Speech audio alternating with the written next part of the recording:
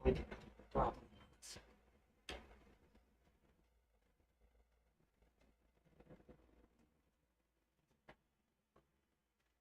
Hello दोस्तों, mat गुरु coaching classes nursing today online app पर आप सभी का हार्दिक स्वागत है। हाँ जी बेटा, आज हमारा जो टॉपिक सेशन स्टार्ट होने जा रहा है ईसीजी पार्ट फर्स्ट। ध्यान रखना, ये जो टॉपिक आपका शुरू होगा ये आपके नॉर्सेट के लिए एक बहुत अच्छा साबित होने जा रहा है। और मैं कहूंगा इस टॉपिक से नॉर्सेट क्या, एम्स के अंदर जितने भी एम्स हुआ, ईएसआईसी हुआ, आपका बेटा एंट्रेंस एग्जाम्स हुए, यहाँ इस टॉपिक से बहुत मुख्य मुख्य क्वेश्चंस आते हैं। चाहे आप देख लो ईसीजी से ग्राफिकल पैटर्न आता है, आपको ईसीजी शो कर देगा और कहेगा कि हार्ट रेट वगैरह निकाले। ईसीजी लीड से रिलेटेड क्वेश्चंस आते हैं, इलेक्ट्रोलाइट इम्बैलेंस में कैसे ईसीजी देखी जाती है, सारे क्वेश्चंस आएंगे, हम बात करेंगे। यस बेटा, एवरीबडी आर कम फास्ट, आप जल्दी जल्दी क्लास में आए जिससे हम टॉपिक शुरुआत करेंगे बेटा। Yes, Kuldeep Singh good evening sir, good evening. Manisha good evening बेटा। Sunil Yadav good evening. Sunil Yadav good evening. Vikas good evening. Mahesh good evening. Jayant good evening. Deependra good evening. Archana good evening. Prerna good evening. Pooja good evening. Ramkaran good evening. Suresh Kumar good evening. Everybody are good evening. सभी को, आप सभी को ये ध्यान रखना है कि जो क्लास है वो लाइव क्लास रहने वाली है बेटा। क्लास हमेशा लाइव ही चलती है, ये आगे स्टोरेज नहीं हो पा रहा है, क्योंकि ज्यादा आप ध्यान रखना, ज्यादा से ज्यादा बच्चे हैं वो लाइव जुड़े, लाइव क्लासेस में लें। हम बात कर रहे हैं टॉपिक के बारे में, ईसीजी के बारे में। हाँ जी बेटा, ईसीजी सुना होगा, सबने पढ़ा होगा ईसीजी के बारे में, और ईसीजी से रिलेटेड हम बात करेंगे। और हमारे हृदय की धड़कनों से रिलेटेड जो भी क्वेश्चंस हैं, आप देख लो, बच्चों ने एग्जाम दी होंगी तो कितने अच्छे अच्छे क्वेश्चंस यहां से आते हैं। आप देखो, नर्सिंग में सबसे पहली चीज ईसीजी पढ़ना और ईसीजी की वेव्स को जानना बेटा हमारे लिए बहुत मुश्किल है, लेकिन ये मैं आपके लिए इतनी आसान करने वाला हूं, या आपके लिए इतनी इजी करने वाला हूं कि यहां से पूछे जाने वाले हर क्लास आपके लिए, हर क्वेश्चन आपको बहुत इजी होगा। ध्यान रखते जाइएगा और क्लासेस को कंटिन्यू देखते रहिएगा। आज का हम पहला क्वेश्चन शुरू करते हैं, और मेरा पहला क्वेश्चन आपसे वो है कि जिस व्यक्ति ने इस ईसीजी का आविष्कार किया, बेटा आपका पहला क्वेश्चन जो मैं आपसे पूछने जा रहा हूं कि which of the following is a father of ECG. ECG का जनक किसे कहा गया है?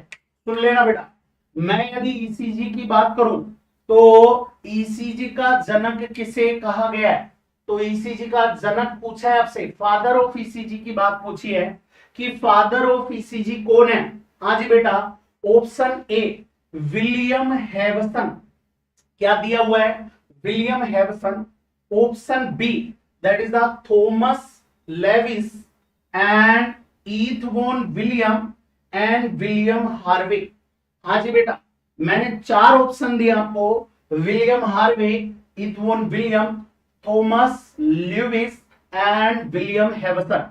चार ऑप्शन है, मुझे बता दीजिएगा ईसीजी का आविष्कार किसने किया। इसका नाम सही आना चाहिए, क्योंकि ये क्वेश्चन बहुत एग्जामों में आज तक पूछा जा चुका है, और इस टॉपिक से रिलेटेड यहीं से मैं इसलिए शुरू कर रहा हूं क्योंकि इस व्यक्ति की देन है कि आज आप हार्ट से रिलेटेड जो डायग्नोस्टिक पैटर्न पढ़ रहे हो ईसीजी, उससे पूछी जा रही चीजें हमारे हार्ट के डायग्नोसिस को कितनी इजी कर दिया है। तो इस व्यक्ति को नमन है मेरा, इसका नाम अच्छा होना चाहिए। Yes, everybody are called C C C. Sunil C, Sophia C, Girvar C, Kailash Sharma C, that is the also Jayant C, very good. Puneet C, that is the Ritu C, Einthoven William. हाँ जी बेटा, सारे बच्चे ध्यान रखना, यदि मैं आपको बोलूं विलियम हैवसन, बेटा जी एक वर्ड दिया है विलियम हेवसन, एक दिया है आपको थॉमस लेविस, और एक दिया है दैट इज द ईथबोन विलियम। आप और एक दिया है विलियम हार्वे। बेटा यहां ध्यान रखना, आपका क्वेश्चन क्लियर करूं, ईथबोन William it is called the father of ECG. इसे ईसीजी का जनक कहा है। क्या कहा जाता है? ईसीजी का जनक कहा जाता है। बहुत बार इसे पूरे नाम से पूछ लिया ईथबोन विलियम, और कई बार इसे शॉर्ट नाम से भी कह देते हैं ई विलियम। किस नाम से? ई विलियम। बहुत बार शॉर्ट नाम से आ जाता है ई विलियम, तो आप ई विलियम बोल दें, या मैंने कहा ईथबोन विलियम, ध्यान रखना it is the father of ECG. लेकिन एक है विलियम हार्वे और एक है विलियम हेवसन। विलियम हेवसन, हाँ जी, कोई विलियम हेवसन के बारे में कंप्लेन बताएगा? हाँ जी, विलियम हेवसन, विलियम हेवसन और विलियम हार्वे। यदि मैं विलियम हार्वे की और विलियम हेवसन की बताऊं तो William Hewson is the father of haematology. बेटा जी फादर ऑफ हीमेटोलॉजी, हीमेटोलॉजी के फादर है, यानी हीमेटोलॉजी का मतलब है study of blood and blood cell. Blood और ब्लड सेल के बारे में ध्यान रखना, हीमेटोलॉजी के फादर है विलियम हेवसन। बहुत बार ये क्वेश्चन आया, विलियम हेवसन पूछ रहा है तो विलियम हेवसन करना फादर ऑफ हीमेटोलॉजी। एक आता है विलियम हार्वे। यदि विलियम हार्वे की बात करूं, आज ही बेटा सुनना, विलियम हार्वे, विलियम हार्वे की बात करूं तो विलियम हार्वे वो व्यक्ति था that is the describe about blood circulation. सुन लेना, डेस्क्राइब अबाउट ब्लड सर्कुलेशन। वो व्यक्ति जिसने ब्लड सर्कुलेशन को डेस्क्राइब किया या जिसने ब्लड सर्कुलेशन के बारे में बताया उसका नाम है विलियम हार्वे। यदि विलियम हार्वे का नाम कहूं तो सारे बच्चे सुन लेना, William Harvey is describe the blood circulation. William Harvey ने ब्लड सर्कुलेशन को डेस्क्राइब किया था, परंतु विलियम हेवसन ने हेमेटोलॉजी के फादर है जिसने स्टडी ऑफ ब्लड और ब्लड सेल के बारे में बताया। बेटा आप ध्यान रखना, हमारे ब्लड सर्कुलेशन के बारे में किसने बताया? William Harvey. इसने फर्स्ट बार ये बताया, इस व्यक्ति ने फर्स्ट बार ये बताया कि ह्यूमन बीइंग के अंदर, इसने बताया कि ह्यूमन बीइंग के अंदर हमेशा, सुन लेना बेटा, यदि मैं कहूं तो इस व्यक्ति की बात सुन लेना, ये जो विलियम हार्वे है इस व्यक्ति ने हमेशा कहा कि जो ह्यूमन बीइंग है, क्या है? Human being. In human being में हमेशा जो सर्कुलेशन होता है वो कैसा होता है? Close circulation. कैसा होता है? क्लोज सर्कुलेशन होता है। क्लोज का मतलब है वो हमेशा ब्लड वेसल में बहता है, आर्टरी में और वेन में। अब ध्यान से सुनना, यदि मैं कहूं कुछ ऐसे स्पेसिफिक या ऐसी स्पीसीज है जिनमें ओपन सर्कुलेशन भी होता है, जैसे आप देखो केंचुआ वगैरह होता है, ओपन सर्कुलेशन होता है, बट हमारे ह्यूमन बीइंग में इसने बताया क्लोज सर्कुलेशन होता है। वैज्ञानिक का नाम विलियम हार्वे। तो ये भी गलत हो गया है, ये भी गलत हो गया है, हमारा राइट आंसर हो गया है ईथबोन विलियम, या आप करना ई विलियम। चलो एक वैज्ञानिक और बोल रहा हूं, थॉमस लेविस। इसने किसका आविष्कार किया? Yes, Thomas Lewis. कोई बच्चा बताएगा? कमेंट बॉक्स में कमेंट करके बताएं। थॉमस लेविस, थॉमस लेविस के बारे में पूछ रहा हूं। हाँ जी बेटा, यस, 3 के बारे में बता दिया क्योंकि हर क्वेश्चन यहां बहुत महत्वपूर्ण होने वाला है। थॉमस लेविस के बारे में पूछ रहा हूं। Yes, everybody are tell me Thomas Lewis, कि थॉमस लेविस ने किसका आविष्कार किया? यस, कोई बताएगा? Thomas Lewis. बेटा जी पूछ रहा हूं, थॉमस लेविस। यस बेटा, कमेंट करके बताएं। No, anybody are not tell about Thomas Lewis? Thomas Lewis ये है इंसाफ अली, पेसमेकर। पेसमेकर के बारे में मैं थॉमस लेविस की पूछ रहा हूं, इसने किसका आविष्कार किया था? ये किसके फादर वगैरह हैं, पिताजी किसके हैं, बच्चे का नाम है pacemaker SA node. Discover HB haemoglobin, Monu Sharma, इन्होंने हीमोग्लोबिन को डिस्कवर किया है, वेरी गुड। इंसाफ अली एस्टेनोड,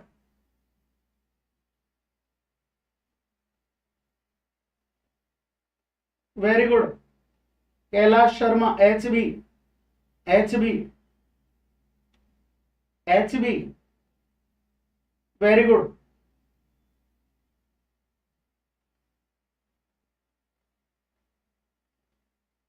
गार्गी, गुरु एक ऐसी हस्ती है जिनके बारे में लिखे तो लिखते चले जाएं, वेरी गुड बेटा। गिवन द ऐसे नो, चलो सुनो, देखो बेटा, थॉमस लेविस वो व्यक्ति था जिसे हम कहते हैं फादर ऑफ पेसमेकर। इस व्यक्ति ने पेसमेकर का आविष्कार किया था। यह व्यक्ति वो था जिसने पेसमेकर का आविष्कार किया था। और यदि मैं इस थॉमस लेविस के बारे में बात करूं, सुनना बेटा, थॉमस लेविस आपको कहूं, इसी वजह से ये जो थॉमस आपका लेविस है, ये थॉमस लेविस को बोला जाता है फादर ऑफ मॉडर्न कार्डियोलॉजी। आपका जो मॉडर्न कार्डियोलॉजी है इसके जनक है। आप सुन लेना, इसको बहुत बार क्वेश्चन इस नाम से पूछा है, father of modern cardiology Thomas Lewis, father of modern cardiologist. और इस व्यक्ति ने किसका भी आविष्कार किया था, पेसमेकर का भी आविष्कार किया था। जो आपका पेसमेकर है जिसे हम बहुत बार एग्जामिनर लिथियम बैटरी के नाम से पूछ चुका है। तो एक क्वेश्चन से आपके 4 क्वेश्चन क्लियर है। बस यहां एक बात ध्यान रखना, जो माननीय ईथबोन विलियम साहब हैं, ई विलियम साहब है, इसे ईसीजी का जनक कहा जाता है। और इन्होंने सबसे पहले ईसीजी को आविष्कार किया था और ये पहले व्यक्ति थे जिन्होंने ईसीजी मशीन को बनाया था। और बेटा इनकी ये ईसीजी मशीन कार्डियोलॉजी के डायग्नोसिस के लिए एक मील का पत्थर साबित हुई। आप ध्यान रखना, कितने क्वेश्चन यहां से मैं आपको क्लियर करूंगा। चलो, आज के सेशन का मेरा दूसरा क्वेश्चन है आप लोगों से, आज के सेशन का मेरा दूसरा क्वेश्चन है। चलो बेटा, आपसे मैं पूछना चाहता हूं, बड़े ध्यान से सोचकर समझकर और फिर क्वेश्चन देना। बड़े ध्यान से सोचकर समझकर फिर क्वेश्चन का आंसर देना कि electrical activity of heart, heart की वो electrical activity recorded on graphical ECG paper, heart की वो इलेक्ट्रिकल एक्टिविटी, हाँ जी बेटा पूछ रहा हूं, हार्ट की वो इलेक्ट्रिकल एक्टिविटी जो रिकॉर्डेड होती है या रिकॉर्डेड की जाती है ग्राफिकल पेपर पर, इज नॉन एज, इसे किस नाम से जाना जाता है? Option A electrocardiography, B electrocardiograph, C electrocardiogram और D all of the above. बेटा क्वेश्चन पढ़ लो, ऑप्शन पढ़ लो, महत्वपूर्ण चीज है और तीनों के बारे में यही कुछ सिखाने जा रहा हूं। Deepak A, Girvar B, Monika C, Sagar C, Sophia B, Rakesh A, Puneet B, Rashmi B, very good very good, हाँ जी B C B C B C. देखो आप में से बहुत बच्चों के answer B B B B, C C C C, कुछ तो ऐसे भी हैं जो ए भी कर रहे हैं। अब देखना बेटा मैं क्या कहने जा रहा हूं और स्पेशली आपको क्या बताने जा रहा हूं, महत्वपूर्ण इस बात की है। आप देखते जाओ क्या चीज मैं यहां क्लियर कर रहा हूं। हाँ जी बेटा वेरी गुड, आप यहां देखिएगा, यदि मैं आपको तीनों चारों के बारे में क्लियर करूं, इन तीनों के बारे में क्लियर करूं, इलेक्ट्रोकार्डियोग्राफी किसे कहते हैं, इलेक्ट्रोकार्डियोग्राफ किसे कहते हैं? इलेक्ट्रोकार्डियोग्राम किसे कहते हैं? सुनना, आपको एक एक चीज क्लियर कर रहा हूं। देखो बेटा, यदि मैं आपको कहूं मेरे पास तीन शब्द है, एक शब्द है इलेक्ट्रोकार्डियोग्राफी। क्या है? इलेक्ट्रोकार्डियोग्राफी। एक शब्द है इलेक्ट्रोकार्डियोग्राफ, और एक है बेटा, आप सारे बच्चे देख लो, इलेक्ट्रोकार्डियोग्राम। हां जी, अब मैंने कहा ना, कुछ बच्चे यहां सी कर रहे हैं, कुछ बच्चे यहां बी भी कर रहे हैं, और कुछ बच्चे ऐसे हैं जो तो ए भी कर रहे हैं। यानी बेटा ये तो डी में मैंने कोई चौथा ऑप्शन और नहीं लिखा, नहीं तो वो डी भी कह देते। अब यहां देखो क्या क्या चीज स्पेसिफिक आपको यहां क्लियर करनी है, और किस वजह से बच्चे सी पे जा रहे हैं और बी पर ज्यादा क्यों जा रहे हैं, बी और सी पर ज्यादा क्यों जा रहे हैं, उसका रीजन सुनना।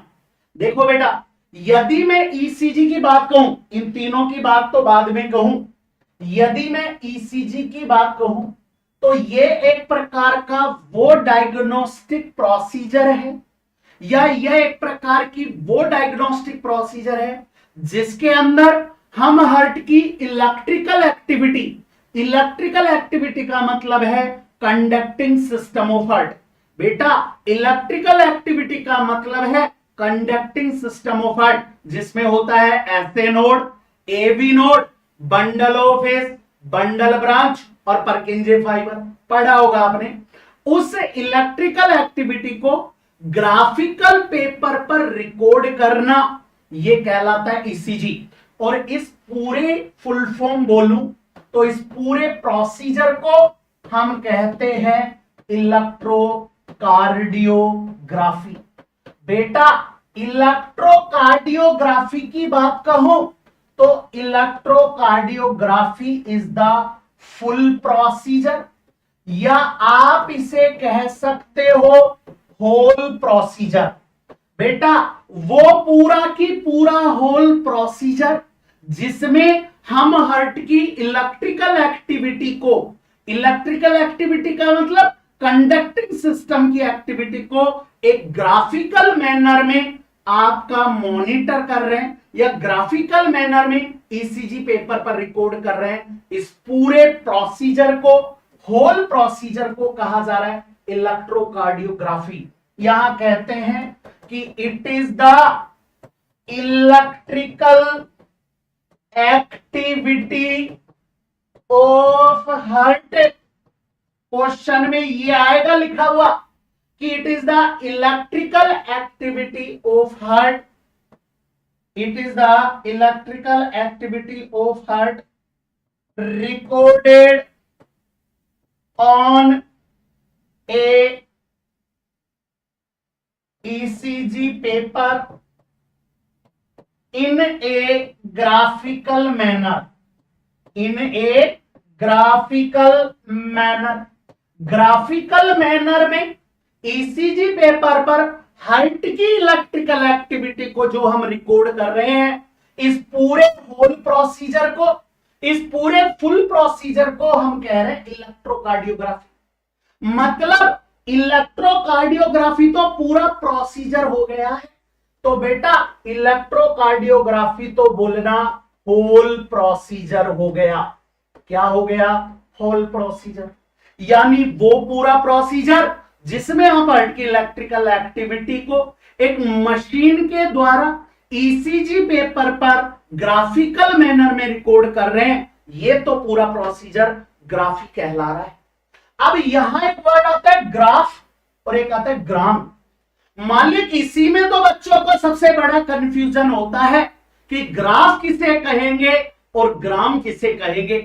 बेटा मैं ग्राफ बोलूं और ग्राम में डिफरेंस समझाऊं तो सबसे बड़ा कंफ्यूजन तुम्हारा आज क्लियर कर रहा हूं। ग्राफ तो बोलना ईसीजी मशीन को। बेटा ग्राफ कही जाती है ईसीजी मशीन को। आप में से कई बच्चे ग्राफ को क्या समझ लेते हैं कि ग्राफ तो वो है जो मशीन में से ग्राफ निकल रहा है, जो पेपर निकल रहा है उसको ग्राफ बोल रहे हैं। अरे पेपर को ग्राफ नहीं बोल रहा, खाली पेपर तो मार्केट में आपका बेटा खूब अवेलेबल है। आप ध्यान रखना, ईसीजी मशीन जिसके द्वारा इलेक्ट्रिकल एक्टिविटी रिकॉर्ड होगी उस मशीन को हम कहते हैं इलेक्ट्रोकार्डियोग्राफ। ये मैं नहीं बोल रहा, ये किसने कहा है? ईथ वॉन विलियम ने। और ईथ वॉन विलियम भाई साहब ने क्या कहा कि वो मशीन जिसके द्वारा इलेक्ट्रिकल एक्टिविटी रिकॉर्ड कर रही है उसे कहना इलेक्ट्रोकार्डियोग्राफ। और इस मशीन के द्वारा हार्ट की इलेक्ट्रिकल एक्टिविटी जिस पेपर पर रिकॉर्ड होती है उस पेपर को बोलते हैं इलेक्ट्रोकार्डियोग्राम। और इलेक्ट्रोकार्डियोग्राम किसे कहोगे? तो मैं कह सकता हूं it is electrical activity of heart recorded on ECG paper. वो ईसीजी पेपर जिस पर हार्ट की इलेक्ट्रिकल एक्टिविटी रिकॉर्डेड है तब उसे ग्राम बोलते हैं। कई बच्चे कह रहे हैं सर ग्राफ उसे कहेंगे जिस जो ईसीजी पेपर या ईसीजी ग्राफ होता है। खाली ईसीजी ग्राफ को हम ग्राम नहीं कहेंगे, हम उसे ग्राम तब कहेंगे जब उस ग्राफ पर आपका ईसीजी या इलेक्ट्रिकल एक्टिविटी रिकॉर्ड हो जाएगा, तब उसे ग्राम बोलना। लेकिन उस मशीन को हम क्या बोलते हैं? ग्राफ। मशीन आप में से बहुत बच्चों ने देखी होगी, नहीं देखी है तो मैं दिखा देता हूं, सुन लेना ईसीजी मशीन के बारे में। हाँ जी बेटा, आप में से बहुत बच्चों ने नहीं देखी हो तो यहां मशीन देख लेना। ये एक ईसीजी मशीन है और ये जो ईसीजी मशीन है इसमें ये जो ईसीजी मशीन बताई है इस ईसीजी मशीन को कहा जाता है इलेक्ट्रोकार्डियोग्राफ। और ईसीजी मशीन को हमेशा इलेक्ट्रोकार्डियोग्राफ के नाम से देखोगे। इसमें आप ध्यान रखना ये स्पेसिफिक इसके कनेक्शन पॉइंट है, ये आपके क्या है? सर्किट है। जो लीड सर्किट होते हैं वो लीड सर्किट है। ये आपकी बेटा लीड से है, चेस्ट लीड और बेटा आपकी बाइपोलर लीड। बताऊंगा, क्वेश्चन पढ़ेंगे इनके बारे में। और ये भी कनेक्शन पॉइंट्स है। तो ये जो मशीन है इस पूरी मशीन को हम इलेक्ट्रोकार्डियोग्राफ कह रहे हैं। लेकिन बेटा अब अंतर समझ लो। हाँ जी, मेरे 3 वर्ड समझ में आ गए होंगे, शायद तीनों वर्डों को समझ में आ गया होगा कि पूरे प्रोसीजर को तो क्या बोलोगे? ग्राफी। और बेटा मशीन को क्या बोलोगे? ग्राफ। और बेटा आपका वो पेपर जिस पर हार्ट की इलेक्ट्रिकल एक्टिविटी रिकॉर्ड हो गई है उसे बोल देना ग्राम। तो तीनों का अंतर समझ में आ गया होगा। और जब अंतर समझ में आ गया है तो बेटा आप सारे बच्चे एक बार दबाकर आंसर कर दो। अरे जब अंतर समझ में आ गया है ना तो मेरे हिसाब से अब तो आंसर हो जाना चाहिए। हाँ जी बेटा, आंसर कर दो। यस, आने दो बेटा।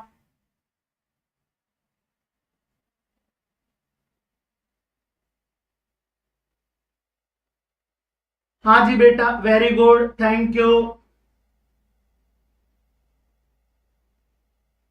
Very good. हाँ जी, आंसर कर दो। अब क्वेश्चन में बताओ कि वो हार्ट की इलेक्ट्रिकल एक्टिविटी जो एक ग्राफिकल ईसीजी पेपर पर रिकॉर्ड होती है उसे मैं क्या कहूंगा? मैं ग्राफी कहूंगा क्या? मैं ग्राफी तो इसलिए नहीं कहूंगा क्योंकि ग्राफी तो कहा जाता है, अभी बोला ना, होल प्रोसीजर को। अरे किसको? होल प्रोसीजर को। तो ये तो गलत हो गया बेटा। ग्राफ बोलते हैं ईसीजी मशीन को। ईसीजी मशीन को ग्राफ कहेंगे, लेकिन मशीन है तो ये भी गलत हो गया। अब बचा आपका बेटा आलोफ ऑफ द वो हो नहीं सकता। तो यहां राइट आंसर आपका सी होगा, इलेक्ट्रोकार्डियोग्राम। यानी हार्ट की वो इलेक्ट्रिकल एक्टिविटी जो एक ग्राफिकल पेपर पर रिकॉर्ड होती है उसे हम कहेंगे इलेक्ट्रोकार्डियोग्राम। तो ध्यान रखना बेटा, वेरी वेरी इंपॉर्टेंट क्वेश्चन। अभी तो ईसीजी की शुरुआत हुई है, आप देखिएगा बेटा, मैं आपको ईसीजी में उस लेवल पर ले जाऊंगा जहां आप सोच नहीं सकते, क्योंकि क्वेश्चन एग्जाम में ऐसे ही आते हैं। वेरी गुड बेटा, गुरु आपका भविष्य लिखने की कोशिश करते हैं, आप गुरु के लिए से कुछ नहीं लिख सकते हैं। वेरी गुड बेटा, बहुत बहुत धन्यवाद, वेरी गुड। हाँ जी, चलो जी, तो ध्यान रखना बेटा, अच्छी बात है। रश्मि, रियली आज ही पता चला सर इसके बारे में मुझे, तो कोई बात नहीं बेटा, चीजें जैसे जैसे बढ़ेंगी ना तो आप कहोगे कि सर हमें तो ईसीजी के बारे में ये चीजें आज पता लगी है। तो आप ध्यान रखना, बहुत अच्छा डायग्नोस्टिक पैटर्न है, और इतनी इतनी चीजें मैं नॉर्मल और एबनॉर्मल से आपको बताने जा रहा हूं, जहां से बहुत कुछ क्वेश्चंस हमें सीखने को मिलेंगे। चलो जी भाई, अब मुझे बात बता दो, मैं अगले क्वेश्चन की तरफ बढ़ रहा हूं, और अगला क्वेश्चन है मेरा आपसे, एक बार बड़े ध्यान से देखना बेटा। हाँ जी, बड़े ध्यान से देखो, हाँ देखो बेटा, देखो पिक्चर बाकी है अभी, देखो क्वेश्चन है पीआर सेगमेंट। आज बेटा पीआर सेगमेंट का क्वेश्चन दिया है, पीआर सेगमेंट। आज बेटा very good, PR segment in ECG wave. ECG wave में किसके बारे में बताया है? पीआर सेगमेंट के बारे में। किसके बारे में? पीआर सेगमेंट के बारे में, कि भाई ईसीजी वेव में जो पीआर सेगमेंट होता है इज सीन, ये किसकी वजह से दिखाई देता है या किसकी वजह से आता है? Option A atrial depolarisation, option B gap between ventricular depolarisation and ventricular repolarisation, option C delay electrical impulse at AV node, option D upper anterior and lower interventricular septum depolarisation. हाँ जी भाई, क्वेश्चन पढ़ लो और बेटा answer आने दो। Very good, answer आने दो, आंसर आने दो। वेरी गुड बेटा, हाँ जी आंसर आने दो, कि भाई ईसीजी के अंदर जो पीआर सेगमेंट है वो आपका स्पेसिफिक कौन सी एक्टिविटी, या मैं सीधा कह दूं किस वजह से सीन होता है। तो चार ऑप्शन दिए हुए हैं, बस मुझे तो बताते जाओ कि भाई आप यहां पर किसकी वजह से पीआर सेगमेंट देखोगे। हाँ जी बेटा बोलो। D Divya Kanwar C, Sagar C, Rakesh A, C Samta Mehra B, Sophia B, Tarachand C, Deepak A, Gargi. इसका उत्तर नहीं मालूम सर जी, कोई बात नहीं बेटा सुनते जाओ। शिव कुमार ए, सागर सी, सुरेश ए। हाँ, एक बच्चे ने तो पूछा डीपोलराइजेशन रिपोलराइजेशन क्या होता है। ओहो माय गॉड, डीपोलराइजेशन और रिपोलराइजेशन नहीं पता। मुझे पता है जब तक इन चीजों का मैं उत्तर नहीं दूंगा आपको आगे की बातें तो पता ही नहीं होंगी। वेरी गुड, हाँ सुरेश गजराल सी को लॉक कर दो सर जी। सोफिया एट्रियल कॉन्ट्रैक्शन की वजह से है मालिक। हाँ चलो देखो बेटा, यहां मैं कहूं ना तो सब बच्चों के सभी आंसर आ रहे हैं। कोई ए दे रहा है, कोई बी दे रहा है, कोई सी जा रहा है, कोई डी जा रहा है, जबकि उसको यह पता ही नहीं है कि जो ईसीजी की सिंगल वेव है उसमें ईसीजी की वेव में कितनी तो वेव है और कितने सेगमेंट है। आप ध्यान रखना, मैं ईसीजी में एक सिंगल वेव की बात करूं तो सिंगल वेव में वेव भी होती है और सेगमेंट भी पाए जाते हैं। यदि मैं ईसीजी में सेगमेंट की बात करूं कि कितने तो सेगमेंट होते हैं और कितनी वेव होते हैं, तो मालिक ध्यान से सुनना, इसका आंसर आप खुद दोगे। अभी रुक जाओ बेटा, थोड़ी देर समझो बातों को और जब आप बात समझ लोगे ना, मैं आपको रियली कह रहा हूं, मैं आपको गारंटी से कह रहा हूं कि आप खुद कहोगे कि सर ये आंसर इसका तुरंत कर दो। क्यों? क्योंकि जब तक आपको चीजों के बारे में मालूम नहीं होगा, ईसीजी आप नॉर्मल नहीं पढ़ोगे बेटा, अब नॉर्मल तो कहां से समझोगे। इसका मतलब है पहले आपको बेसिक चीजों के बारे में पता होना चाहिए, और जब तक आप बेसिक क्वेश्चन ही नहीं कर पा रहे हो, मैं कह सकता हूं अब नॉर्मलिटी के क्वेश्चन तो क्या करोगे। इसीलिए पहले बेसिक चीजें क्लियर करना, और बेसिक चीजों में मैं आगे बढ़ूं तो ध्यान रखना, यहां बात सुनना, और वो बात आपसे कर रहा हूं मैं ईसीजी वेव और सेगमेंट। हाँ जी बेटा, क्वेश्चन सुनना, ईसीजी वेव एंड सेगमेंट के बारे में। हाँ जी बेटा, दिल की धड़कनों को थोड़ा रोक लो और दिल की धड़कनों को थोड़ा तेज होने दो बेटा जी, क्योंकि आ रही है वेव और सेगमेंट। हाँ जी, एक ईसीजी में कुछ वेव भी होती है और कुछ सेगमेंट भी होता है। यदि मैं वेव की बात करूं, मैं सेगमेंट की बात करूं, तो बेटा सबसे पहले सुनना, मैं सीक्वेंस से बात करते जा रहा हूं। यदि मैं सीक्वेंस से बात करूं तो ईसीजी में सबसे पहले होती है पी वेव। कौन सी होती है? P wave. फर्स्ट, मैं एक एक बात कर रहा हूं, सीक्वेंस से बात कर रहा हूं, सीक्वेंस से बात कर रहा हूं। सबसे पहले होती है पी वेव। पी वेव के बाद ईसीजी में रिकॉर्ड होता है पीआर सेगमेंट। बेटा पी वेव के जस्ट बाद आता है पीआर सेगमेंट। अभी दिखाऊंगा, सुनते जाना मालिक, सुनते जाना। पीआर सेगमेंट, पीआर सेगमेंट के बाद आता है क्यू आर एस कॉम्प्लेक्स। क्या आता है मालिक? क्यू आर एस कॉम्प्लेक्स आता है। जैसे ही क्यू आर एस कॉम्प्लेक्स खत्म होता है, उसके जस्ट बाद फिर सेगमेंट आता है एस टी सेगमेंट।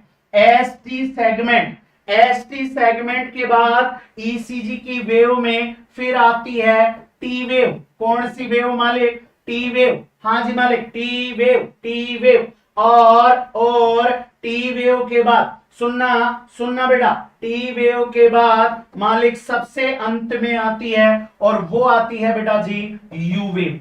तो आप एक बार गौर से देखो, यदि मैं ईसीजी की पूरी वेव में बात करूं तो ईसीजी की वेव में सारी वेव है, बट मालिक दो सेगमेंट होते हैं। एक तो सेगमेंट है पीआर सेगमेंट और एक है एसटी सेगमेंट।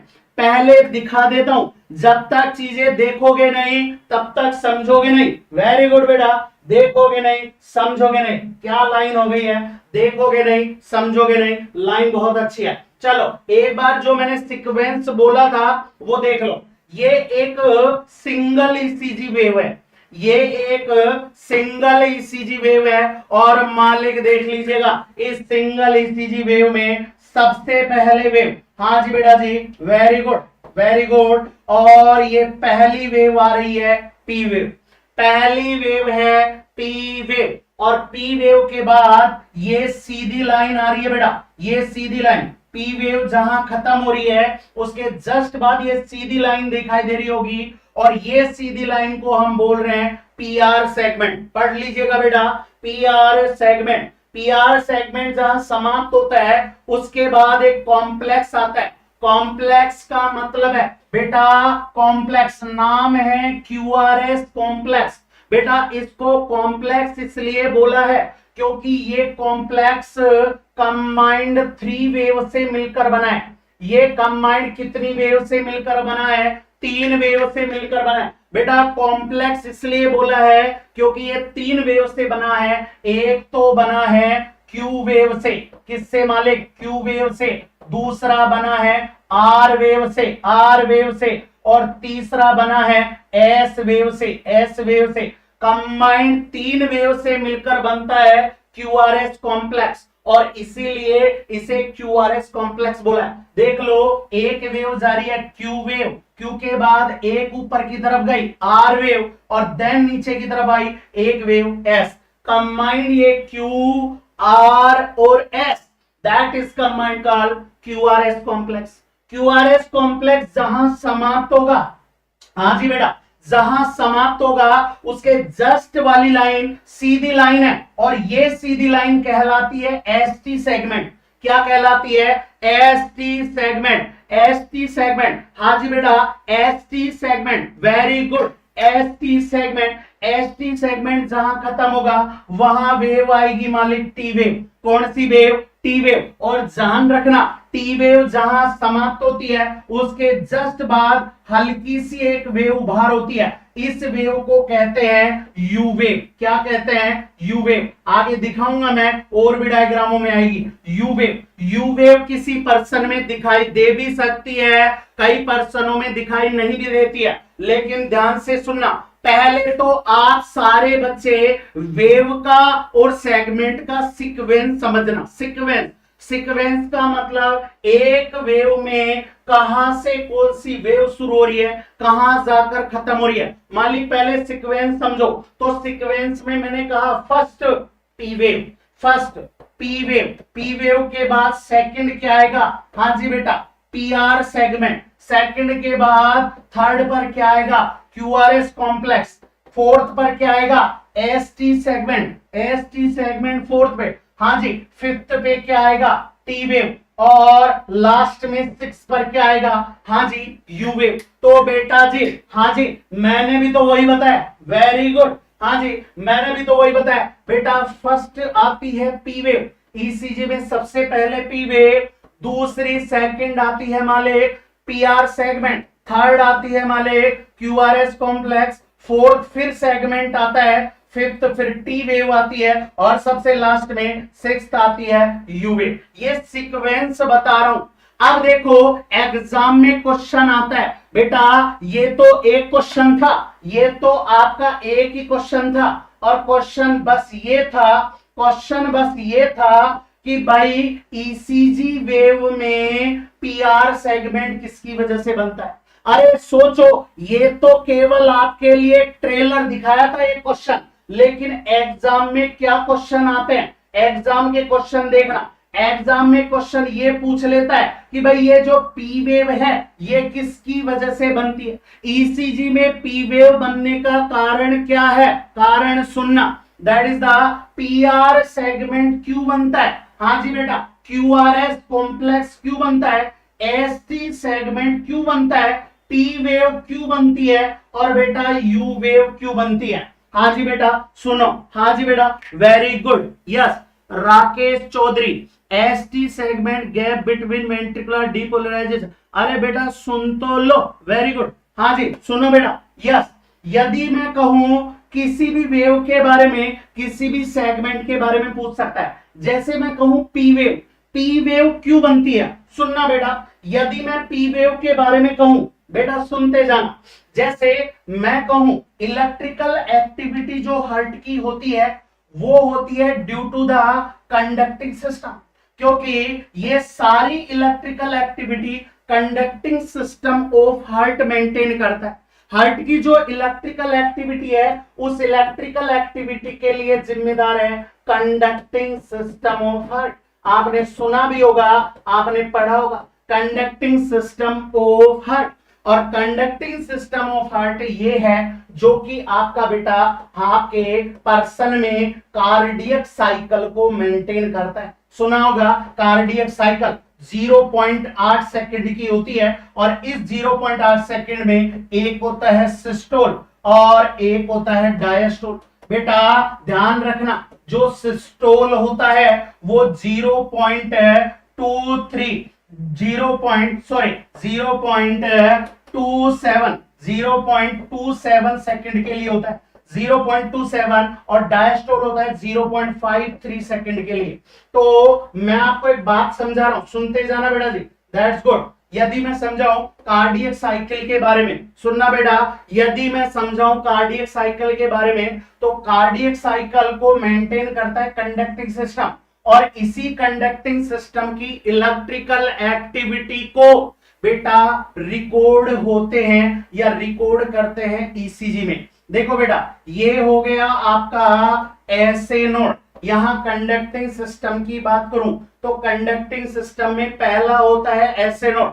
सुन लेना मालिक, बात को सुनना, हाँ जी बेटा बात को सुनना, it is the SA node. SA node के आगे होता है एबी नोड, खूब देखा होगा। खूब पढ़ा होगा। लेकिन ऐसे नोड से एबी नोड तक इलेक्ट्रिकल इंपल्स ले जाने के लिए एक फाइबर्स होते हैं जो ऐसे नोड से इलेक्ट्रिकल इंपल्स एबी नोड तक ले जाते हैं। इन फाइबर्स को हम बोलते हैं इंटरनोडल फाइबर। क्या बोलते हैं? Internodal fibres. बेटा जी सुन लेना, इनको बोलते हैं इंटरनोडल फाइबर।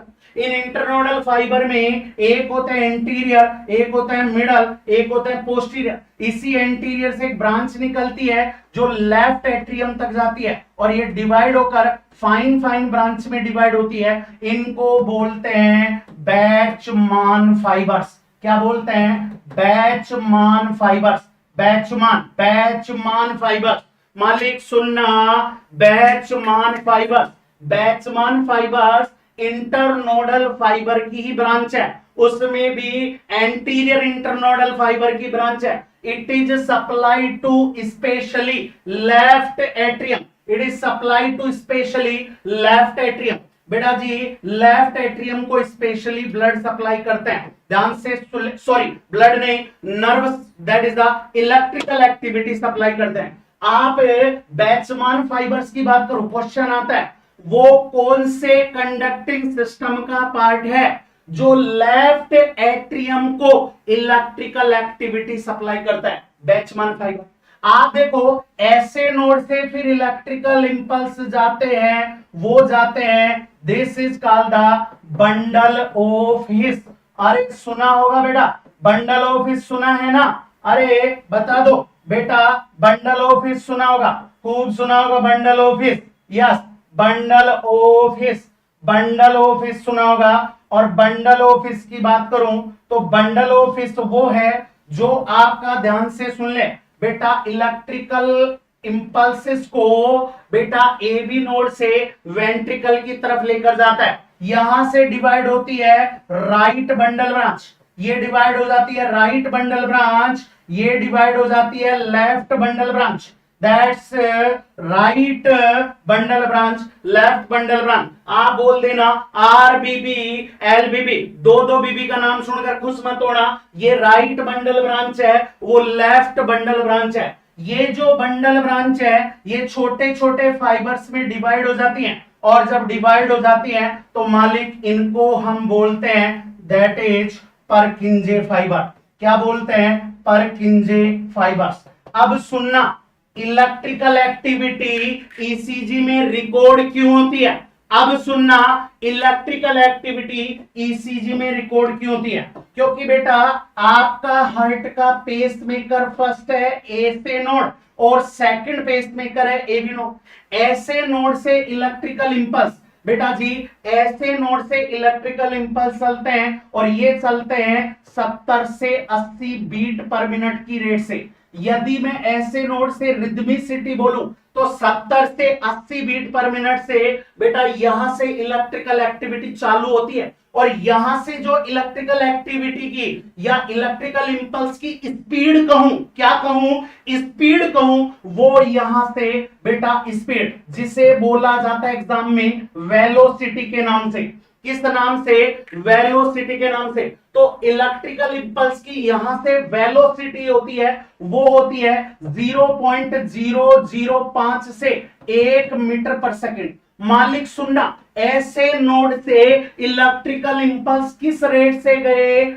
70 से 80 बीट पर मिनट की रेट से। और किस स्पीड से दौड़ रहे हैं? यहां से 0.005 से 1 मीटर पर सेकंड की वेलोसिटी। इस स्पीड से, वेलोसिटी को हिंदी में बोलते हैं गति। क्या बोलते हैं? गति। तो इस गति से यहां से इंपल्स चलते हैं, और जब ये इंपल्स आपके इंटरनोडल फाइबर्स के द्वारा एबी नोड पर आते हैं तो ये एट्रियम की दीवार पर फैलते हैं। साथ में इंपल्स आते हैं बैचमान फाइबर में, और एट्रियम का क्या होता है? कॉन्ट्रैक्शन। ध्यान रखना, एट्रियम का क्या होता है? कॉन्ट्रैक्शन। कॉन्ट्रैक्शन का मतलब होता है सिस्टोल। आप में से अभी एक बच्चा मुझसे पूछ रहा था कि सर डीपोलराइजेशन किसे कहते हैं, रीपोलराइजेशन किसे कहते हैं? अभी मैंने एक बात बताई थी तुम्हें, सुन लेना। कार्डियक साइकिल की जब ये कंडक्टिंग सिस्टम की एक्टिविटी चलती है तो कंडक्टिंग सिस्टम किसको मेंटेन कर रहा है? कार्डियक साइकिल को। कार्डियक साइकिल हमारी दो एक्टिविटी मेंटेन कर रही है, मैंने कहा ना, सिस्टोल और एक डायस्टोल। बेटा सिस्टोल को दूसरे नाम से कहते हैं डीपोलराइजेशन। डीपोलराइजेशन का मतलब क्या हुआ? सिस्टोल हुआ। सिस्टोल का मतलब आपका क्या हुआ? कॉन्ट्रक्शन हुआ। क्या हुआ? कॉन्ट्रक्शन हुआ। लेकिन डायस्टोल को अदर नेम से क्या पूछ रहा है? रीपोलराइजेशन। जब भी रीपोलराइजेशन का नाम आए समझ जाना क्या कह रहा है? डायस्टोल कह रहा है। क्या कह रहा है? डायस्टोल कह रहा है। लेकिन जब भी डीपोलराइजेशन का नाम आए कह देना क्या कह रहा है? सिस्टोल कह रहा है, कॉन्ट्रैक्शन। लेकिन रीपोलराइजेशन डायस्टोल मींस रिलैक्सेशन। बेटा आओ इसी बात पर आओ। Very good, very good. हाँ जी, सुनते जाओ बेटा। आज पता लगेगा, आज पता लगेगा कि असलियत में ईसीजी क्या है, कंडक्टिंग सिस्टम क्या है, कार्डियक साइकिल क्या है। Very good, very good. हाँ जी, नर्सिस रो, वेरी गुड बेटा। सुनना, देखो यहां से इंपल्स चले। इंपल्स कहां है? एवी नोड पर। एट्रियम की दीवार में फैले बैट्समैन फाइबर से, इंटरनोडल फाइबर से और एवी नोड से। एट्रियम का क्या हुआ? कॉन्ट्रैक्शन, मींस सिस्टोल हुआ। सिस्टोल हुआ तो बेटा इसका मतलब है डीपोलराइजेशन हुआ कि रीपोलराइजेशन? डीपोलराइजेशन। और जब एट्रियम का डीपोलराइजेशन होता है तो ईसीजी में सबसे पहली घटना रिकॉर्ड होती है और वो होती है एट्रियम के डीपोलराइजेशन। ये आपका राइट एट्रियम है, ये आपका लेफ्ट एट्रियम है। इस राइट एट्रियम लेफ्ट एट्रियम का जब कॉन्ट्रैक्शन होगा तो मान ले यहां आपके मौजूद होते हैं, एक तो ट्राइकस्पिड वाल, यहां मौजूद है बाइकस्पिड। एट्रियल का कॉन्ट्रैक्शन होगा, सिस्टोल होगा, डीपोलराइजेशन होगा। ईसीजी में सबसे पहली वेव रिकॉर्ड होगी, नाम है पी वेव। आ जाएगा बेटा, मान ले पी वेव पर पहली घटना पर आ जाओ। पहली घटना किसकी वजह से रिकॉर्ड हुई? Atrial depolarisation. किसकी वजह से? Atrial depolarisation. हाँ जी मालिक, बात सुन लेना। एट्रियल डीपोलराइजेशन की वजह से ईसीजी में कौन सी वेव रिकॉर्ड होती है? और वो होती है पी वेव। कौन सी? P wave. आगे देखो क्या बन रहा है? PR segment. बेटा जी पीआर सेगमेंट सीधी लाइन है। आप ईसीजी में देखो पीआर सेगमेंट बिल्कुल सीधी लाइन है। ईसीजी में ये सीधी लाइन क्यों बनी? कारण सुनना। हाँ जी, सीधी लाइन क्यों बनी? कारण देखो, जब इंपल्स ऐसे नोड से एबी नोड पर आए तो किस स्पीड से आए थे? 0.05 से 1 मीटर पर सेकेंड। और बेटा आप लोगों को मैं बता दूं तो ध्यान से सुन लेना, ध्यान से सुन लेना। यहां जब इंपल्स आते हैं तो इंपल्स कुछ समय के लिए डिले हो जाते हैं। डिले का मतलब रुक जाते हैं। आप सब जानते हो कि मैं यदि मान लो किसी पॉइंट से दौड़ूं तो बेटा बीच में रुक गया तो मेरी गति क्या हो जाएगी? कम। तो यहां आकर इंपल्स रुक जाते हैं और जब रुक जाते हैं तो इंपल्स की गति स्लो हो जाती है। इसलिए एबी नोड पर आते आते जो गति इतनी थी वो रह जाती है मात्र 0.002 से आपका 0.005 मीटर पर सेकेंड। और जब गति कम हो गई है तो सारे बच्चे देखना, जब गति कम हुई है तो यहां जितनी देर के लिए इंपल्स रुके हैं उतनी देर ईसीजी में क्या बन जाएगी? सीधी लाइन। इसीलिए मैं ईसीजी में सीधी लाइन बोलूं तो पीआर सेगमेंट क्यों बना? तो पीआर सेगमेंट बोलना, पीआर सेगमेंट बनने का कारण है due to delay electrical impulse. Electrical impulse delay हो जाते हैं, रुक जाते हैं at electrical impulse. Delay electrical impulses at AV node, कि भाई एबी नोड पर इलेक्ट्रिकल इंपल्स रुक जाते हैं, और जब रुक जाते हैं तो ईसीजी में दूसरी घटना रिकॉर्ड होती है, नाम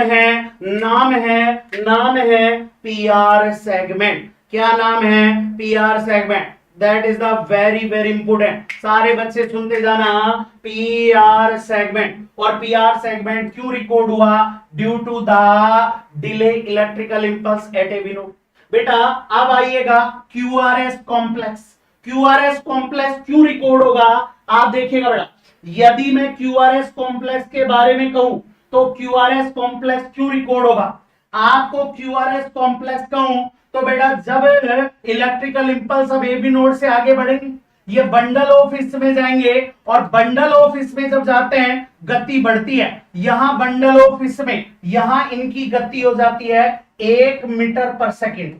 किस गति से जाते हैं? 1 मीटर पर सेकंड से, और फिर घुसेंगे बंडल ब्रांच में 1 मीटर पर सेकंड के हिसाब से, और परकिंजे फाइबर तक जाते जाते, इस परकिंजे फाइबर तक जाते जाते इनकी गति हो जाती है 4 मीटर पर सेकंड। कितनी हो जाती है? 4 मीटर पर सेकंड। और जब परकिंजे फाइबर में 4 मीटर पर सेकंड की रेट से इलेक्ट्रिकल इंपल्स आते हैं तो वेंट्रिकल्स का एक्चुअल कॉन्ट्रैक्शन होता है। ये राइट वेंट्रिकल है, ये लेफ्ट वेंट्रिकल है, इसका एक्चुअल कॉन्ट्रैक्शन होगा, और यहां से ब्लड इजेक्ट कर दिया जाएगा अयोटा में, और यहां से इजेक्ट कर दिया जाएगा पल्मोनरी आर्टरी में। किसमें? पल्मोनरी आर्टरी में। यानी वेंट्रिकल का क्या हुआ? कॉन्ट्रैक्शन। और जब वेंट्रिकल का कॉन्ट्रैक्शन हुआ तो ध्यान रखना, contraction means systole, systole means depolarisation, यानी वेंट्रिकल का डीपोलराइजेशन हुआ, और उसकी वजह से आपकी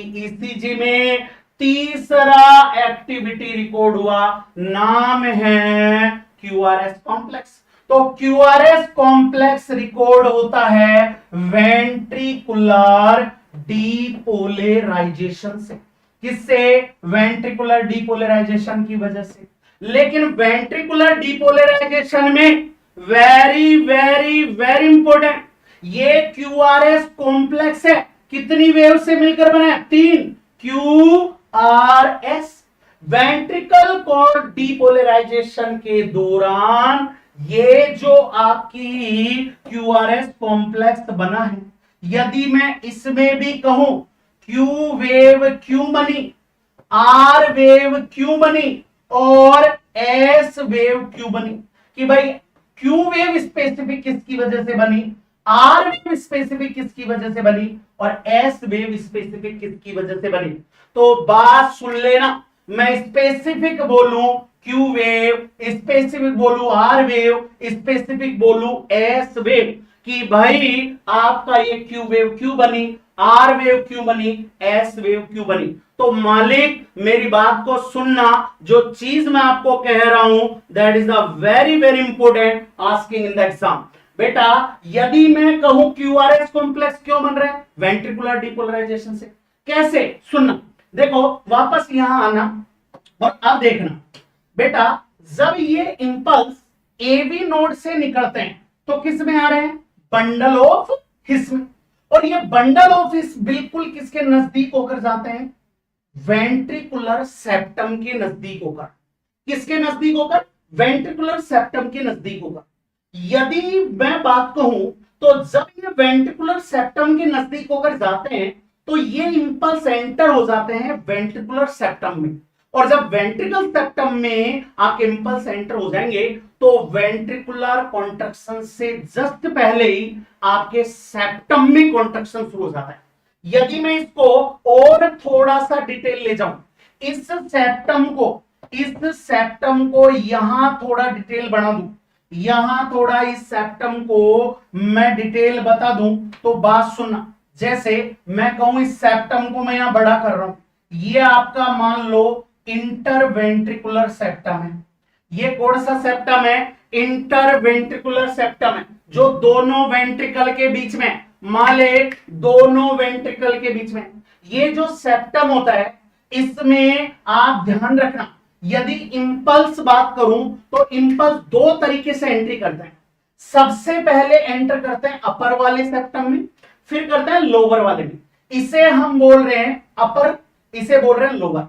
इस अपर में भी कहां सबसे पहले एंटर करते हैं, तो इस अपर में भी कहूं तो सबसे पहले एंटर करते हैं एंटीरियर रीजन में, यानी एंटीरियर पार्ट में, इस एंटीरियर पार्ट में, और फिर आ जाते हैं लोअर पार्ट में।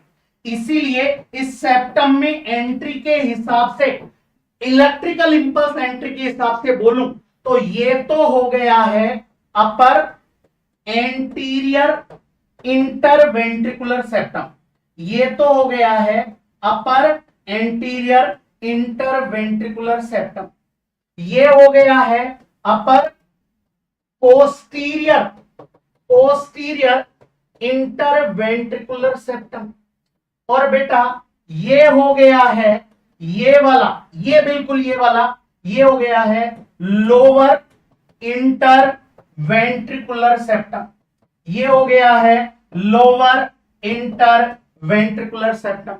अब सुनना, बात को सुनना, मैंने क्या कहा, जब इंपल्स आते हैं तो सबसे पहले अपर में भी एंटीरियर वाले में एंटर करते हैं और फिर लोअर वाले में। तो बेटा जब वेंट्रिकल का कॉन्ट्रैक्शन होता है उससे पहले, जस्ट पहले आपके अपर एंटीरियर और इस लोअर इंटरवेंट्रिकुलर सेप्टम में डीपोलराइजेशन हो जाता है, और जब ये डीपोलराइजेशन हो जाएगा तो आर वेव से जस्ट पहले बनती है क्यू वेव। और यदि मैं बोलूं इस अपर एंटीरियर ये वाला और लोअर इंटरवेंट्रिकुलर सेप्टम के डीपोलराइजेशन से ईसीजी में वेव बनती है क्यू वेव। तो मैं क्यू वेव को बोलूं ना तो क्यू वेव बोलना ड्यू टू, क्यों बनी तो बोलना due to upper anterior and lower interventricular septum depolarisation. जो अपर एंटीरियर था और पूरा लोअर था उसके डीपोलराइजेशन से सबसे पहले बनती है क्यू वेव। कौन सी वेव? Q wave. फिर क्यू वेव बनने के बाद क्या होगा, क्यू वेव बनी, ईसीजी में बन गई क्यू वेव। अब ये क्यू वेव जब बन जाएगी तो इंपल्स तो आगे बढ़ रहे हैं ना, वेंट्रिकल्स की सेप्टम का पहले डीपोलराइजेशन हो गया, उससे बन गई है सबसे पहले क्यू वेव। फिर बनेगी आर वेव। आर वेव क्यों बनती है? आर वेव बनने का कारण है कि जब इंपल्स आगे जाएंगे तो वो किस में जाएंगे, पर्किंजे फाइबर्स में। पर्किंजे फाइबर में एक्चुअल क्या, किस रेट, किस गति से जाएंगे, 4 मीटर पर सेकंड, और 4 मीटर पर सेकंड के हिसाब से जाएंगे ना मालिक, तो एक साथ वेंट्रिकल का कॉन्ट्रैक्शन होगा। यानी एक्चुअली जो वेंट्रिकल के कॉन्ट्रैक्शन से क्यूआरएस में भी वेव बनती है ना, वो आर ही बनती है। यानी मैं बोल लूं तो बेटा जी आर वेव क्यों बढ़ी, तो सारे बच्चे बोलना आर वेव बढ़ती है due to actual ventricular depolarisation. Ventricular depolarisation से क्यूआरएस कॉम्प्लेक्स बनता है, लेकिन इस क्यूआरएस कॉम्प्लेक्स में भी जो एक्चुअल वेंट्रिकुलर डीपोलराइजेशन से वेव बनती है वो मालिक कौन सी बनती है, आर वेव। कौन सी? R wave. अब बची कौन सी? S wave. एस वेव कैसे बनी, सुनना, एस वेव कैसे बनी, इसी डायग्राम पर आ जाओ। जब ये इंपल्स आपके पर्किंजे फाइबर ने वेंट्रिकल को कॉन्ट्रैक्शन किया, तो एक साथ जब कॉन्ट्रैक्शन होता है तो कौन सा सेप्टम बचा है, बस पोस्टीरियर। जब एक साथ वेंट्रिकल का कॉन्ट्रैक्शन होता है तो पीछे वाले सेप्टम तक इंपल्स पहुंच जाते हैं, और सबसे लास्ट में, सबसे एंड में होता है अपर पोस्टीरियर इंटरवेंट्रिकुलर सेप्टम का डीपोलराइजेशन। सबसे एंड में ये होता है, सबसे लास्ट में, सबसे एंड में upper ventricular, upper posterior interventricular septum का डीपोलराइजेशन, जिसकी वजह से बढ़ जाती है एस वेव। कौन सी? S wave. तो ईसीजी में एस वेव देख लो, हाँ जी बेटा, ईसीजी में एस वेव, हाँ जी बेटा, ईसीजी में S wave due to upper posterior interventricular septum depolarisation, upper posterior interventricular septum depolarisation. चलो बेटा, क्यूआरएस कॉम्प्लेक्स क्यों बना है? हाँ जी बेटा, समझ में आ गया होगा कि जनरली बच्चे कहते हैं कि sir QRS complex ventricular depolarisation से बनता है। बिल्कुल करेक्ट बात है, परंतु इसमें क्यू वेव क्यों बनी, आर वेव क्यों बनी, एस वेव क्यों बनी, क्लियर हुआ होगा। चलो बेटा, अब मैं बोलूं तीन चीजें, एक एसटी सेगमेंट, एक टी वेव, एक यू वेव, तीन चीजें और बची आपकी। एक तो बचा है बेटा अगला अगला अगला very very important, ST segment.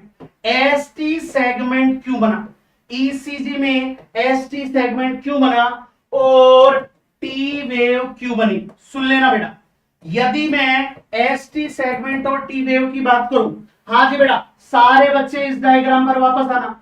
जैसे ही वेंट्रिकल्स का कॉन्ट्रैक्शन हो जाएगा, सारे बच्चे सोचो, जैसे ही वेंट्रिकल कॉन्ट्रैक्ट हो गए, सारा ब्लड कहां इंजेक्ट कर दिया, आयोटा पल्मोनरी आर्टरी में। तो यहां बस रिमेनिंग वॉल्यूम रह जाएगी, रेजिडुअल वॉल्यूम रह जाएगी, ब्लड की यहां रह जाती है रेजिडुअल वॉल्यूम। क्या रह जाती है? रेजिडुअल वॉल्यूम, जिसे आप लोग कहते हो ईएसवी, एंड सिस्टोलिक वॉल्यूम, जो मात्र होती है 50 ml।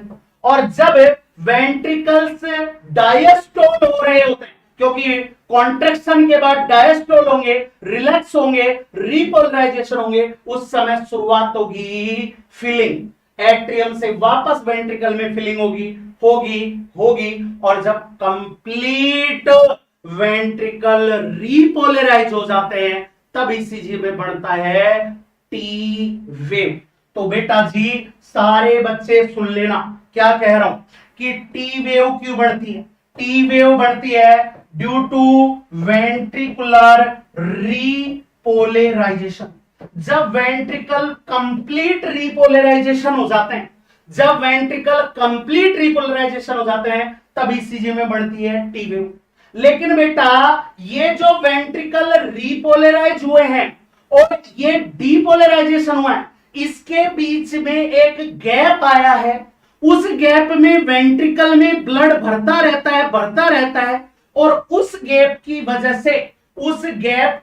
से ईसीजी में सीधी लाइन बनती है, इसे कहते हैं एसटी सेगमेंट। ये क्यों बनता है? ये बनता है due to gap between ventricular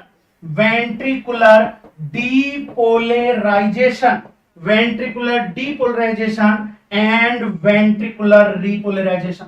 बेटा वेंट्रिकुलर डीपोलराइजेशन और वेंट्रिकुलर रिपोलराइजेशन में जो गैप आया है, उस गैप की वजह से बना है एसटी सेगमेंट। कंप्लीट रिपोलराइजेशन होते ही टी वेव, और सबसे लास्ट में बनती है बेटा जी यू वेव। हाँ जी यू वेव बनती है due to Purkinje fibre repolarisation की वजह से, क्योंकि परकिंजे फाइबर में स्पीड सबसे ज्यादा थी और ये सबसे लास्ट में रिपोलराइजेशन होते हैं, इसलिए सबसे लास्ट में बढ़ती है यू वेव। तो मालिक एक बात सुन लेना, कैसे यू वेव बनी है, कैसे टी वेव बनी है, कैसे एसटी सेगमेंट बना है, कैसे क्यूआरएस कॉम्प्लेक्स बना, क्यूआरएस कॉम्प्लेक्स में भी क्यू वेव कैसे बनी, आर वेव कैसे बनी, बेटा पीआर सेगमेंट कैसे बना, पी वेव कैसे बनी, सारी चीजें क्लियर किया। अब मेरी बात सुनना, यदि आपको एग्जामिनर कुछ भी पूछ ले, ये तो अभी एक ही सेगमेंट पूछा था, मैं आपसे पूछ लूं ईसीजी में पी वेव क्यों बनती है, ईसीजी में पीआर सेगमेंट क्यों बनता है, ईसीजी में क्यूआरएस कॉम्प्लेक्स क्यों बनता है, क्यूआरएस कॉम्प्लेक्स में भी क्यू वेव क्यों बनती है, आर वेव क्यों बनती है, एस वेव क्यों बनती है, एसटी सेगमेंट क्यों बनता है, बेटा जी टी वेव क्यों बनती है, यू वेव क्यों बनती है। ये रहा आपका क्वेश्चन, कि PR segment in ECG wave is seen. Option A atrial depolarisation, option B, option C, option D. बेटा जी इतनी बात क्लियर की है तो अब दबा के आंसर आने देना कि इस क्वेश्चन का आंसर क्या होगा। यस, आंसर आने दो, दबाकर आंसर आने दो कि इस क्वेश्चन का आंसर क्या होगा। Very good, very good, answer आने दो बेटा।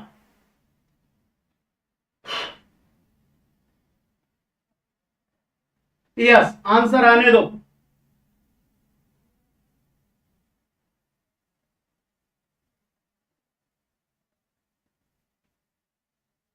हाँ जी बोलो बेटा, आंसर आने दो।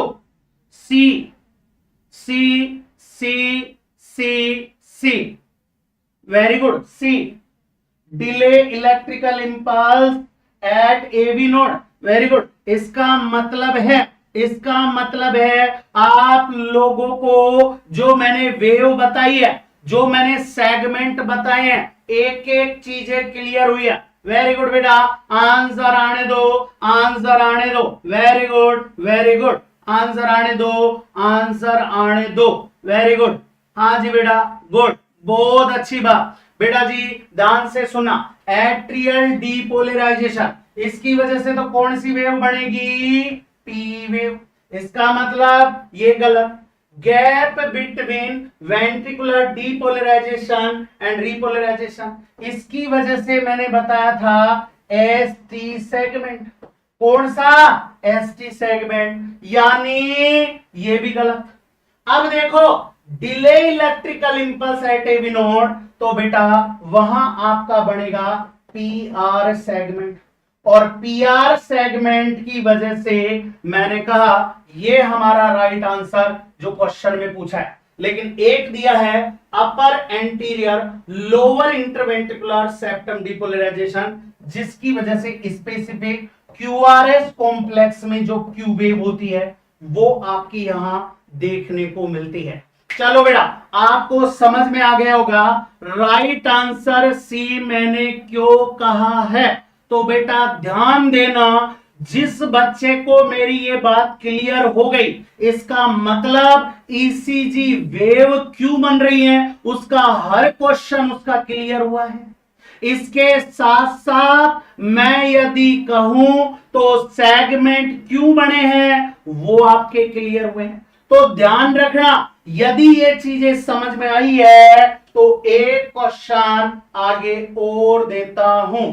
हाँ जी बेटा, और देता हूं। चलो जी मेरा अगला क्वेश्चन पढ़ना, और यदि ये चीजें समझ में आई है ना तो बेटा एक एक चीज का जबरदस्त आंसर यहां आने वाला है। चलो इसका तुरंत आंसर करना।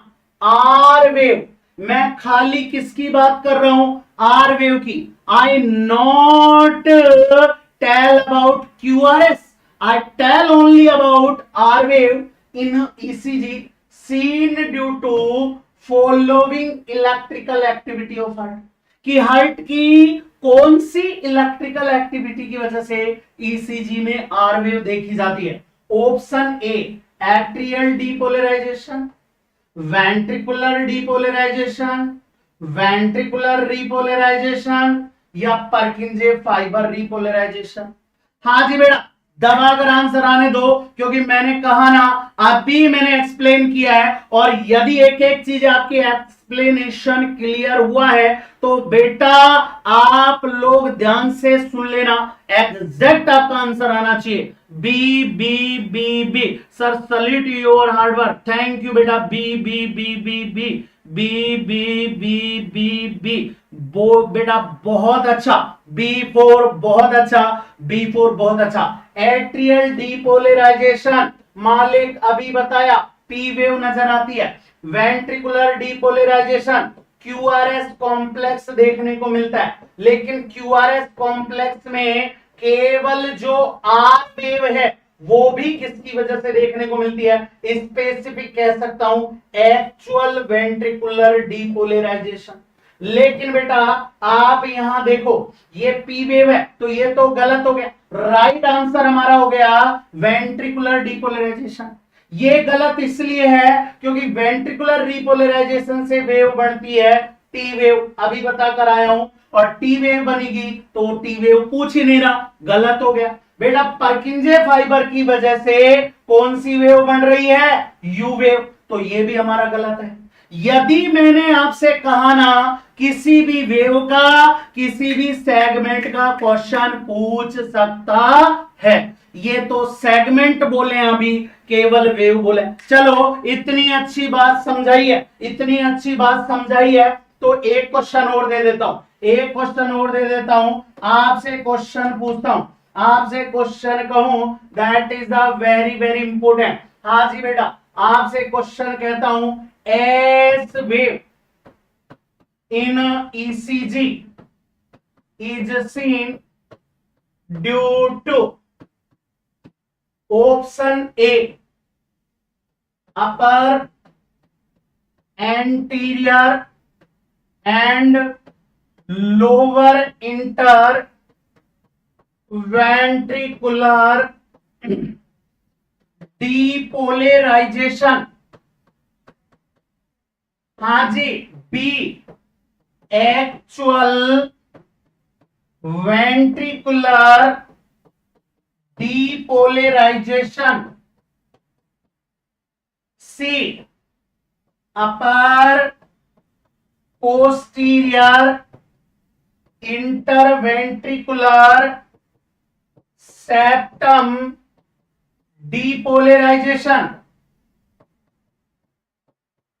और ये D gap between ventricular depolarisation and ventricular repolarisation. ये लो मालिक, आपके सामने मैंने क्वेश्चन दे दिया, एस वेव ईसीजी में किसकी वजह से देखने को मिलती है, option A B C D, चार ऑप्शन आपके सामने। हाँ जी, ध्यान से पढ़ो और आंसर आने दो, वेरी गुड, क्योंकि बेटा इतनी चीजें क्लियर की है मैंने आपको, और यदि इतनी चीजें क्लियर की है तो एक एक चीजें क्लियर होनी चाहिए। ध्यान रखना, बहुत बच्चे ऐसे हैं जो केवल क्यूआरएस कॉम्प्लेक्स को डायरेक्ट पढ़ के जाते हैं। अब यदि उनको यह पता नहीं है कि स्पेशली क्यूआरएस कॉम्प्लेक्स में भी क्यू वेव क्यों बन रही है, आर वेव क्यों बन रही है, एस वेव क्यों बन रही है, तो ध्यान रखना इसकी वजह से हमारे क्वेश्चन गलत होते हैं। तो बेटा यहां आंसर क्या होगा, देखो इसकी वजह से अपर एंटीरियर और लोअर इंटरवेंट्रिकुलर सेप्टम डीपोलराइजेशन, इसकी वजह से मैंने बताई थी बढ़ती है क्यू वेव, मैंने क्यू पूछी नहीं, ए गलत। एक्चुअल वेंट्रिकुलर डीपोलराइजेशन, इसकी वजह से मैंने बताई थी आर वेव, कौन सी, आर वेव, ये गलत। सी upper posterior interventricular septum depolarisation, यानी इसकी वजह से बढ़ती है एस वेव, और एस वेव इसकी वजह से बन रही है, राइट आंसर हो गया C. But D gap between ventricular depolarisation repolarisation, इसकी वजह से बढ़ता है एसटी सेगमेंट, तो एसटी सेगमेंट पूछा नहीं है, ये भी गलत। तो ध्यान रखना बेटा, स्पेसिफिक एग्जामिनर यहां से आपसे वेव पूछ सकता है, वेव के साथ सेगमेंट के क्वेश्चन पूछ सकता है। अभी ईसीजी में बहुत कुछ बाकी है बेटा, ये तो केवल ट्रेलर था, it is the only trailer, trailer था, अभी तो पूरी पिक्चर बाकी है। अभी तो आपको मैं लीड के क्वेश्चंस बताऊंगा, अभी तो मैं आपको बेटा ईसीजी की सहायता से हर ट्रेट निकालना सिखाऊंगा, लेकिन अगले पार्ट्स के अंदर आज के लिए इतना ही। धन्यवाद, रेगुलर क्लासेस में बने रहे। आपके लिए मैं कहता हूं कि लगातार इन सेशन के लिए बने रहे। मैं ईसीजी सेशन इसलिए आपके साथ लेकर आया हूं क्योंकि बेटा आप सब जानते हो, जो बच्चे मुझसे पढ़े हुए हैं और जो बच्चे पढ़ रहे हैं वो भी जानते हैं कि कॉम्पिटिटिव एग्जाम में नॉरसेट के लिए एक बड़ा योगदान इस टॉपिक का होता है, और यहां से आप नॉरसेट के अंदर लगा लेना कम से कम 5 क्वेश्चंस, 5 क्वेश्चंस यहां से कम नोट सेट में बोल रहा हूं, 5 क्वेश्चन यदि क्लियर कर रहे हैं इसका मतलब टॉपिक बहुत महत्वपूर्ण है। कम से कम 5-6 क्वेश्चन बोल रहा हूं और इतने महत्वपूर्ण क्वेश्चन 5-6 बोल रहा हूं तो ध्यान से सुन लेना। अकेले नोट सेट में 5 से 6 क्वेश्चन तो अगले कितने इंपॉर्टेंट होने वाले हैं, तो ध्यान रखना। अगले पार्ट में मिलते हैं और जितने भी बच्चे लाइव दर्शन करने आए, लाइव क्लास लेने हैं, उन सभी का बहुत बहुत धन्यवाद, बहुत बहुत स्वागत। लगातार इसी प्रकार बनते रहे nursing today online channel, Med Guru coaching classes आपके लिए सदैव तत्पर है। इसी प्रकार हम आपको best to best note set के लिए प्रिपेयर करते रहेंगे। धन्यवाद, थैंक यू वेरी मच।